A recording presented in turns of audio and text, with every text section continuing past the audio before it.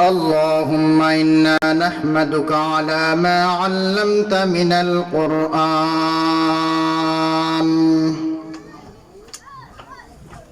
وعلمت من البيان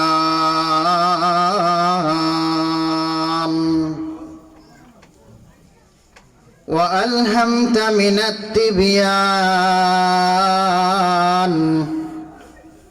كما نحمدك على ما أسبغت من العطاء وأسبلت من الغطاء ونعوذ بك من شلة اللكن وفضول الهذر كما نعوذ بك من معرة اللكن وفضول الحصر ونشهد أن لا إله إلا الله وحده لا شريك له ونشهد أن سيدنا وسندنا وحبيبنا ومولانا محمدا عبده ورسوله أرسله الله تعالى بالحق بشيرا ونذيرا وداعيا إلى الله بإذنه وسراجا منيرا أما بعد فقد قال الله تعالى في الكلام المجيد والفرقان الحميد أعوذ بالله من الشيطان الرجيم بسم الله الرحمن الرحيم محمد رسول الله والذين معه أشداء على الكفار رحماء بينهم قال النبي صلى الله عليه وسلم لوددت أن أقتل في سبيل الله ثم أحيا ثم أقتل ثم أحيا ثم أقتل ثم أحيا ثم أقتل أو كما قال النبي عليه الصلاة والسلام मुल्ला को जो है हिंद में सजदे की इजाजत मुल्ला को जो है हिंद में सजदे की इजाजत नादा ये समझते हैं कि इस्लाम है आजाद नादा ये समझते हैं कि इस्लाम है आजाद आए ममलकत हिंद में एक तरफ तमाशा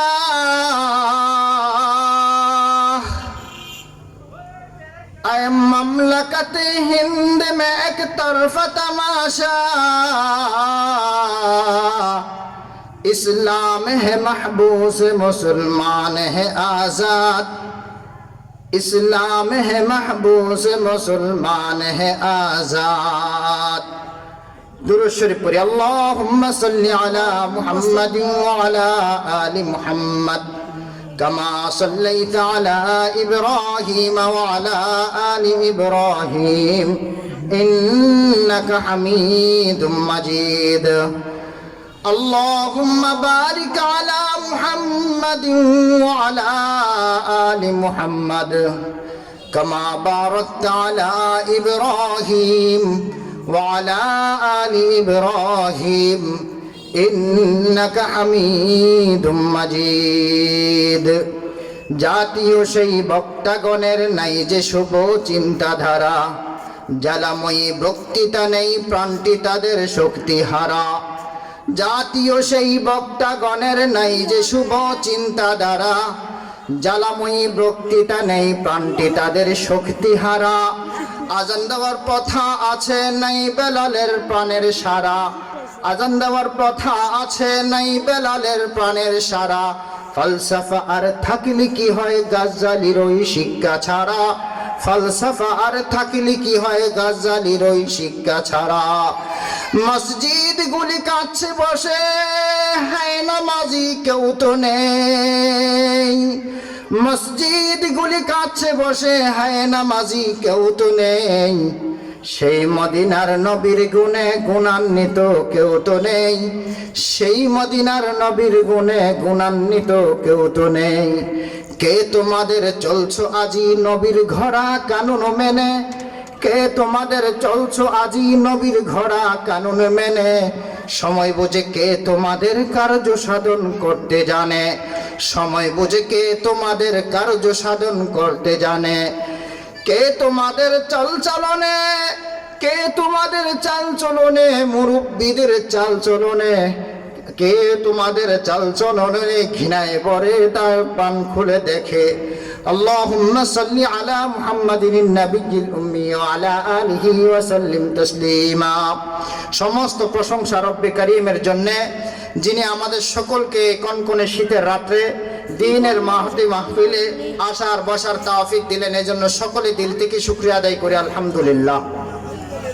আসলে হুজুরে আসবে, হুজুরে আসার আগে এখানে মাঠটা আপনারা সকলে এসে যদি ভরপুর হয়ে যেতেন তাহলে হুজুরা এসে কথা বলে মনে হয় একটু কি পাইতো, শান্তি পাইতো, কথা বলে একটু আরাম পাইতো এবং তৃপ্তি পাইতো। আমাদের এলাকার মুরব্বী উনি, আরো যারা আছেন অনেকেই চলে গেছেন, এখন মাত্র উনি আছেন, আরো দুই একজন হয়তো আছেন। তো যাই হোক, আল্লাহ তাআলা আমাদের সকলকে আমাদের এলাকার এই গনিমত গুলিকে আমানত হিসাবে এই গনিমত গুলির কদর করার তৌফিক নসিব করে। সকলে বলেন আলহামদুলিল্লাহ। তো যাই হোক, আমি আপনাদের সামনে বেশিক্ষণ না, হুজুর আসার আগ পর্যন্ত দুই একটি কথা বলবো। এক নম্বর কথা আমি আপনাদেরকে বলি, আপনারা সকলে কোরআনের উপর বিশ্বাস করেন কি করেন না বলেন তো দেখি? কোরআনের উপরে বিশ্বাস করেন প্রথম থেকে শেষ পর্যন্ত, না মাঝে মাঝে কিছু বিশ্বাস করেন মাঝে মাঝে করেন না? কথা বুঝেন, বুঝে উত্তর দিয়েন। কোরআন শরীফের প্রথম থেকে শেষ পর্যন্ত সবটাকে যদি বিশ্বাস করেন তাহলে সবটাকেই মানতে হবে। আর যদি কিছু বিশ্বাস করেন কিছু বিশ্বাস করেন না তাহলে আপনি এখনো মুসলমান হতে পারেন নাই। আপনি সেজদা দিতে দিতে কপালে দাগ ফেলে দেন, হজ করতে করতে সমস্ত সম্পদ ব্যয় করে দেন, রোজা রাখতে রাখতে আপনি এরকম সয়েম হয়ে যান, যা কিছু করেন কোরআনের সবটার উপর ঈমান না আনার কারণে আপনি এখনো বেঈমান। যুবকরা আশেপাশে যারা আসো খুব তাড়াতাড়ি চলে আসো, দুই একটা কথা তোমাদেরকে উদ্দেশ্য করে আজকে বলবো, আমি চলে যাব। যুবকরা খুব তাড়াতাড়ি আসো, আশেপাশে দোকানে সময় দিও না, আমি এই 10 মিনিট হয়তো কথা বলবো, এরপরে চলে যাব। তাই যাই হোক, বলতে চেয়েছিলাম কোরআনের প্রথম থেকে শেষ পর্যন্ত প্রত্যেকটা বিষয়ের উপর ঈমান আনার নাম মুসলমান। আল্লাযীনা ইউমিনুনা বিল গায়ব, গায়বের উপর ঈমান আনার নাম হলো মুসলমান। তুমি নামাজের উপর ঈমান এনেছ, আর যদি তুমি নামাজ না পড়ো তাহলে তুমি ফাসিক, তুমি কাফের হবে না। আর কিন্তু যদি তুমি নামাজ পড়ো না আবার নামাজকে অস্বীকার করো তাহলে তুমি সরাসরি কাফের। নামাজ পড়ে না সে সরাসরি ফাসিক, আর যে নামাজকে অস্বীকার করে সে সরাসরি কাফের। সরাসরি কি? ঠিক কোরআন শরীফের প্রথম থেকে শেষ পর্যন্ত যা আছে সবগুলি মানার নাম ঈমান। মানার নাম কি? ঈমান। আর কিছু মানি কিছু মানি না, এটার নাম ঈমান না, এটা বেঈমান। এটা কি? অন্য সব আয়াত মানে। যখন কোরআনের রাজনীতির আয়াত আসে, হুজুরে রাজনীতি করে, হুজুরে কি করে? রাজনীতি করে। গোলামের ফুতুই দেহস না, নবীজি সাল্লাল্লাহু আলাইহি সাল্লাম কত বছর রাষ্ট্র চালাইছে, আবু বকর রাদিয়াল্লাহু তাআলা আনহু কত বছর রাষ্ট্র চালাইছে, হযরত ওমর রাদিয়াল্লাহু তাআলা আনহু রাষ্ট্র চালাইছে, হযরত ওসমান রাদিয়াল্লাহু তাআলা আনহু রাষ্ট্র চালাইছেন, হযরত আলী রাদিয়াল্লাহু তাআলা আনহু রাষ্ট্র চালাইছেন। ওদের রাষ্ট্রনীতি আজকে আমাদের রাজনীতি থেকে বিদায় নেওয়ার কারণে আমাদের রাজনীতিবিদরা হয়ে উঠেছে বস্ত বড় চোর, ডাকাত আর বাটপার। যদি ওদের রাজনীতি আমাদের রাজনীতির ভিতরে থাকতো, যদি ওদের আদর্শ আমাদের রাজনীতিবিদদের আদর্শের ভিতরে থাকতো, তাহলে ক্ষমতাচ্যুত হওয়ার কারণে পালাইতে হতো না, জনগণের সামনে বুক টান দিয়ে থাকতে পারতো। কথা ঠিক না বেঠিক? এই জন্য ভাই দোস্ত বুজুর্গ, আমাদের রাজনীতির ভিতরেও নবীজির আদর্শ বাস্তবায়ন করা দরকার। আমাদের রাজনীতির ভিতরে সাহাবাই কেরামের আদর্শ বাস্তবায়ন করা দরকার। যদি আমাদের রাজনীতির ভিতরে সাহাবাই কেরামের আদর্শ বাস্তবায়ন হয়, তাহলে আমাদের রাজনীতি হয়ে যাবে ইবাদত। নামাজ যেরকম ইবাদত, রাজনীতি হবে ইবাদত, ব্যবসা বাণিজ্য হবে ইবাদত, সমাজনীতি হবে ইবাদত। আমাদের ধর্ম একমাত্র এমন একটা ধর্ম, সব কিছুর সমাধান এটার ভিতরে আছে। অন্য কোন ধর্মের ভিতরে সব কিছুর সমাধান নাই। পৃথিবীর যত ধর্ম আছে, কোন ধর্মের ভিতরে এটা নাই রাষ্ট্র কেমনে চালাইবে, কোন ধর্মের ভিতরে এটা নাই ব্যবসা বাণিজ্য কিভাবে করবে, এই সমস্ত কিছু নাই। কিছু পূজা পার্বণ এগুলি নিয়ে তাদের ধর্ম শেষ। কিন্তু মুসলমান ধর্ম হলো কমপ্লিট লাইফ, সারা জীবনের সব কিছুর সমাধান কোরআনের মধ্যে আছে। এখন কেউ যদি কোরআনকে রাজনীতি থেকে বাদ দিতে চায়, তাহলে সে কোরআনকে অর্ধাঙ্গ বা পুঙ্গ বানায় ফেলে। এই জন্য ভাই দোস্ত বুজুর্গ, কোরআনের কতটুক মানেন, প্রথম থেকে শেষ পর্যন্ত পুরাটা না অর্ধেক, এটার সিদ্ধান্ত এখন নিতে হবে। ভাই দোস্ত বুজুর্গ, এখন মিউ মিউ করার কোনো সময় নেই। কিছুদিন আগেও দেখা গেছে কিছু উলামায়ে কেরাম কোন ক্ষমতাসীনদের ভয়ে মিউ মিউ করেছে, আর এখন মনে হয় যেন তাদের জেহাদি জজবা এমন, স্টেজে উঠলে কোন একটা দলের বিরুদ্ধে বলাকে বাহাদুরি মনে করে। কি বলেন? অথচ আমরা বলি মূর্তি পূজা যেমন হারাম, মূর্তি তৈরি করা হারাম, মূর্তি ব্যবসা করা হারাম, মূর্তিকে সম্মান করা হারাম, মূর্তি বা ছবি ফটোকে সম্মান করা হারাম। এমনি ভাবে কোন দলের নেতার ছবি মূল্যায়ন করা, ওইটাকে মূর্তি বানায়া সম্মান করা, এটা যেরকম হারাম, সারা পৃথিবীর যত কালী মূর্তি আছে, দুর্গা মূর্তি আছে, ওগুলিকেও পূজা করা তেমনই হারাম। এখন যদি মনে করেন এক সময় শেখ মুজিবুর রহমানের মূর্তি জায়গায় জায়গায় ছিল, আপনারা সবাই তখন শিরিক বলেছেন। কিছুদিন পরে যদি অন্য কোন নেতা ক্ষমতায় আসে, তারা যদি মূর্তি বানায়, তখন যদি আপনি মূর্তির বিরুদ্ধে কথা না বলেন, তাহলে বোঝা যাবে আপনি আল্লাহর জন্য কথা বলেন নাই, কোন দলের দালালি করে কথা বলেছেন। কথা ঠিক না ঠিক? শেখ মুজিবের মূর্তি যেরকম হারাম, জিয়াউর রহমানের মূর্তিও হারাম, এরশাদের মূর্তিও হারাম, ফিসাবের মূর্তিও হারাম, বাবার মূর্তিও হারাম, আপনজনের মূর্তিও হারাম, নিজের মূর্তিও হারাম। এটা হলো কোরআনের সিদ্ধান্ত। কিছু রাজনৈতিক নেতার মূর্তির বিরুদ্ধে কথা বলো, কিছু রাজনৈতিক নেতার মূর্তির পক্ষে কথা বলো, তুমি মস্ত বড় শয়তানের দলাল। কোরআনে হারাম, সমস্ত মূর্তি হারাম নাকি কিছু মূর্তি হারাম, কিছু মূর্তি আছে। এক সময় দেখা যায় অফিসের মধ্যে ছিল শেখ মুজিবুর রহমানের ছবি, পাশে ছিল তার ছেলের ছবি, তার মেয়ের ছবি, এক পাশে ছিল তার নাতির ছবি। এখন দেখা যায় ওই জায়গার ভিতরে এক জায়গার জিয়াউর রহমানের ছবি, পাশে খালেদা জিয়ার ছবি, আরেক ভাবে তারেক জিয়ার ছবি। তো যেই ব্লাউ হেই কদুই দইল, কেউ যেই লাউ হেই কদুই তো হইল, এটার নাম আন্দোলন নয়। আমরা কোন দলের দালালি করি না, ইসলামের বিরুদ্ধে যে বলবে তাকে কোনোদিন ছাড়ি না। আমাদের নাম উলামায়ে কেরাম। কথা বুঝে আসছে ভাই? আমি বলবো সারা পৃথিবীর মধ্যে বর্তমানে ইসলামের গণজোয়ার শুরু হয়েছে। সারা পৃথিবীতে যতগুলি স্বৈর শাসক ছিল, একজন একজন করে পতন শুরু হয়েছে। ও যুবকরা, হাল ধরো। নবীজি সাল্লাল্লাহু আলাইহি ওয়াসাল্লাম বলেছেন, আমার মনে চায় ইসলাম কায়েম করতে গিয়ে আমি জিহাদ করে শাহাদাত বরণ করি, আর আমি শহীদ হয়ে যাই, আবার শাহাদাত বরণ করি, আবার শহীদ হয়ে যাই, আবার শাহাদাত বরণ করি, আবার আমি জীবিত হয়ে যাই। এরকম ভাবে আমি শহীদ হব, আবার জীবিত হব, আবার শহীদ হব, আবার জীবিত হবে। নবীজি সাল্লাল্লাহু আলাইহি ওয়াসাল্লাম তিনবার তামান্না করেছেন।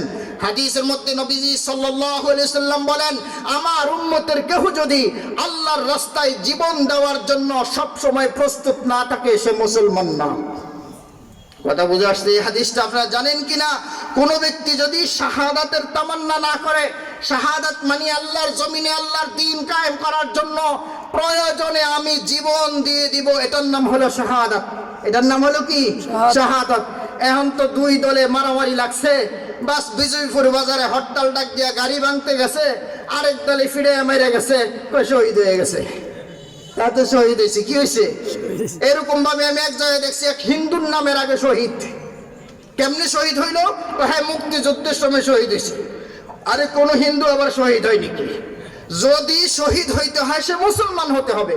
হিন্দু যেরকম হাজি হওয়া যায় না, হিন্দু যেরকম নামাজি হওয়া যায় না, হিন্দু যেরকম ভাবে রোজাদার হতে পারে না, তেমনি ভাবে হিন্দু কোনোদিন শহীদ হতে পারে না। এই জন্য ভাই দোস্ত বুজুর্গ বলতে চেয়েছিলাম, আমরা কোরআনের কিছুটা নাম মানি না পুরাটা মানি? পুরাটা মানি। কোরআনের রাজনীতি থাকলে সেটাও মানি, কোরআনে জিহাদের কথা থাকলে সেটাও মানি, কোরআনে হজের কথা আছে সেটা মানি, কোরআনে রোজার কথা আছে সেটা মানি, কোরআনে নামাজের কথা আছে সবটা মানি। এই জন্য আমি ইমানদার। আর যদি কিছু মানি না, তাহলে আমি এখনো বেঈমান। আচ্ছা, আপনাদেরকে বলি, আপনাদের এখানে যারা আছেন এই কথাটা বলেই শেষ হুজুরে চলে আসছে। আপনারা যারা আছেন বলেন তো দেখি, আমি যদি এখন কুকুরের গোশত খাওয়াই, আপনারা খাবেন? কেউ যদি শুয়োরের গোশত এনে দেয়, খাবেন? যদি কয় কেউ হারাম জিনিস এনে দেয়, খাবেন? কেন খাবেন না? কুত্তার গোশত হারাম, কেন খাবেন না বলেন? কুত্তার গোশত হারাম। শুয়োরের গোশত কেন খাবেন না বলেন? শুয়োরের গোশত হারাম। একমত? আমার সাথে এই কথা একমত? দেখি আমি ফেস দিয়া ধরি, ছুটতেন পারেন না দেখি। যদি কুত্তার গোশত আল্লাহ হারাম করছে, আল্লাহ না খান, শুয়োরের গোশত আল্লাহ হারাম করছে এই জন্য না খান, তাইলে সুদ তো আল্লাহ হারাম করছে, সেটা খান কা? কি তো কুত্তার গোশত যে আল্লাহ হারাম করেছে, শুয়োরের গোশত যে আল্লাহ হারাম করেছে, মরা গরু যে আল্লাহ হারাম করেছে, ওই আল্লাহ তো সুদও হারাম করছে। তাইলে আপনি সুদটা মজা করে খান, কুত্তার গোশত সামনে দিলে কোন আল্লাহ হারাম? কি বলেন? শুয়োরের গোশত সামনে দিলে কোন হারাম? অথচ কুত্তার গোশত শুয়োরের গোশত খাওয়ার চেয়ে জঘন্য হারাম হলো সুদ খাওয়া। জঘন্য হারাম হলো কি খাওয়া? সুদ খাওয়া। তাহলে বোঝা গেল আমি আল্লাহর কথা মানি না, সুদ কুত্তা সারি নাই। আমি আল্লাহর কথা মানি না, শুয়োর সারি নাই। আমি অভ্যস্ততার কারণে, অভ্যাসের কারণে ছাড়ছি। ছোটবেলা থেকে আব্বা আম্মা খাওয়াই নাই, এই জন্য খাই না। ছোটবেলা থেকে আব্বা আম্মা খাওয়াই অভ্যাস করে নাই, এই জন্য খাই না। ভাই দোস্ত বুজুর্গ, কথা এটাই, কোরআন মানব প্রথম থেকে শেষ পর্যন্ত পুরোটা। আল্লাহ তাআলা আমাদের সকলকে প্রত্যেকটা বিষয়ে উলামায়ে কেরামের পরামর্শ নিয়ে কোন কাজটা কোন সময় কোরআন ভিত্তিক, আমি যখন বিয়ের সময় হবে আমি উলামায়ে কেরামের ধারস্থ হব, আমি ব্যবসা করব উলামায়ে কেরামের ধারস্থ হব, রাজনীতি করব উলামায়ে কেরামের ধারস্থ হব, যখন যেটা করব কোরআনের সিদ্ধান্ত অনুযায়ী আমি নিজের জীবনকে পরিচালিত করব। এটাই হলো মুসলমানের নীতি হওয়া উচিত। আল্লাহ তাআলা আমাদের সকলকে প্রতিটা বিষয় বুঝার, আমল করার তৌফিক দান করে। ওয়া আখিরু দাওয়ানা আলহামদুলিল্লাহি রাব্বিল আলামিন।